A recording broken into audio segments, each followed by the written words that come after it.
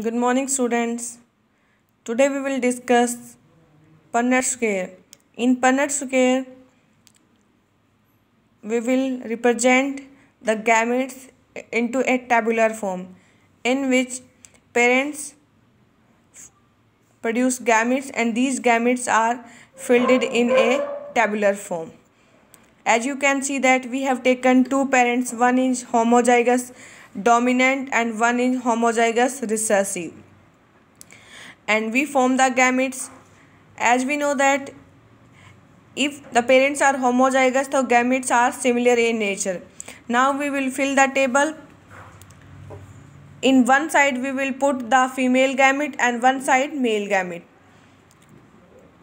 and then we combine the male and female gametes, and you can see there are four boxes, and these four boxes are filled with respective gametes, capital T and small t. You can see that all the zygote forms are similar and having tall characters, and this is called F1 generation. In F2 generation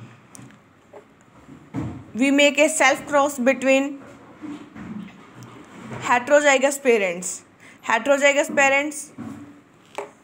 Then we will make gametes again. These gametes are capital T and small t, capital T and small t, and then we will put these gametes into the in front of column and row head, and then we fill one by one the boxes.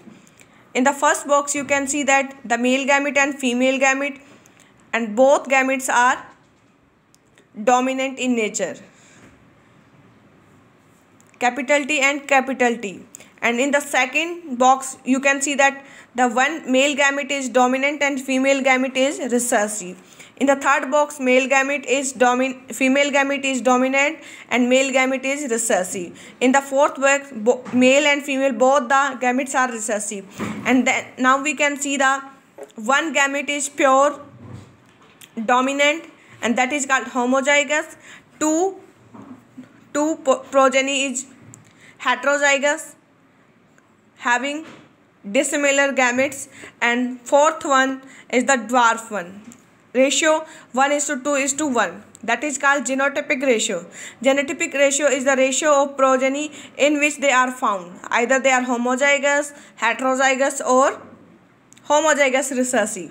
Phenotypic ratio. Now you can see there is 3 tall plant, 1, 2 and 3, and 1 is dwarf. तो ratio क्या रहेगा बेटा? Phenotypic ratio क्या रहेगा? 3:1. 3 is tall plant and 1 is dwarf. Now we will see the law of segregation. What is the application of law of segregation? Law of segregation states that the two factors of a character, as we know that every factor has its two or more characters which are together in an individual, separate randomly at the time of gamete formation. At a result, a gamete contains only a single factor of a character. As we have seen in this cross, we can say that these are parents.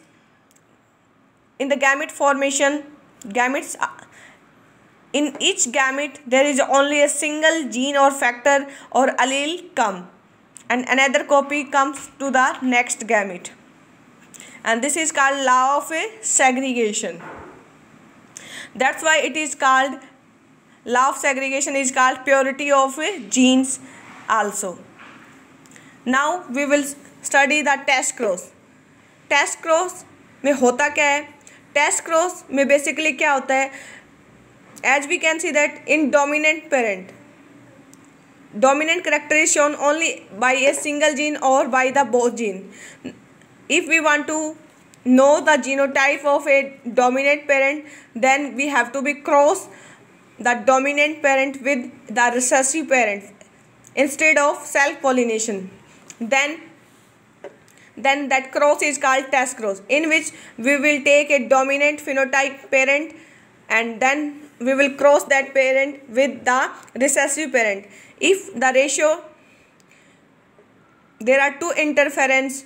If all the violet flowers are come, then we can see that the parent is dominant, and if 50% are white and 50% are violet flower, then we can say that the parent is heterozygous for its dominant trait. Next topic is loci. Loci is the location of genes or alleles on the particular chromosome. Loci is the, I will again repeat, loci is a place on the chromosome in which a particular gene is located.